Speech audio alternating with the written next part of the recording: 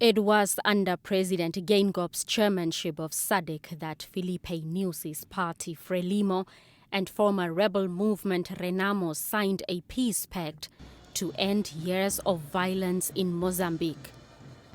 The peace pact also paved way for democratic elections in October last year, with Nyusi cruising to victory with over 70% of the votes, despite claims of rigging. Well, Africa is making progress. We may still have problems with our democratic architecture, but you see, we don't go to coups. We disagree, we fight, but at the end, people go to the ballot box. And it's through processes, systems, institutions. If you are not happy, you don't go and take the gun, but you go to the courts. That's what I've been talking about.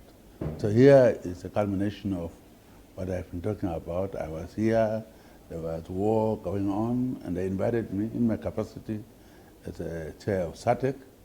And I made a joke there, you have now invited us to witness your peace agreement, in a way saying don't break it. If you try that, invite us, so we can also witness and maybe advise you to the contrary.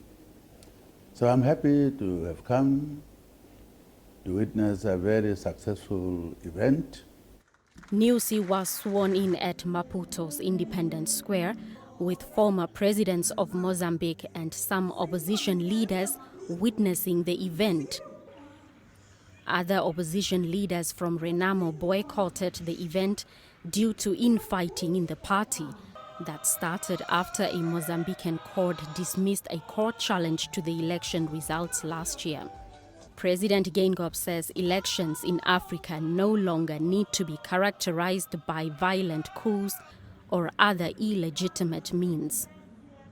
And I'm glad that the man who signed with him was present at this. Others are boycotting because they split now.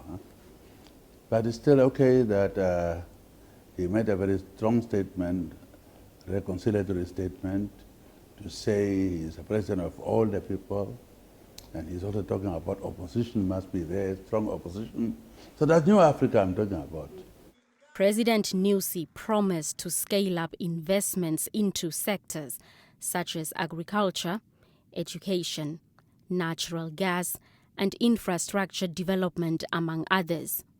But implementation of the peace deal remains a priority in his second term. We will continue, even if that costs our life, to defend and promote peace. We shall stimulate frank and open dialogue as the main mechanism for conflict prevention and resolution and promotion of national cohesion.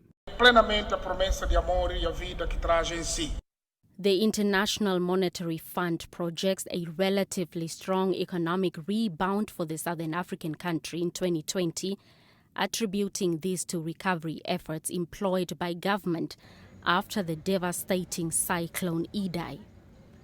Blanche Goreses, NBC News, Maputo, Mozambique.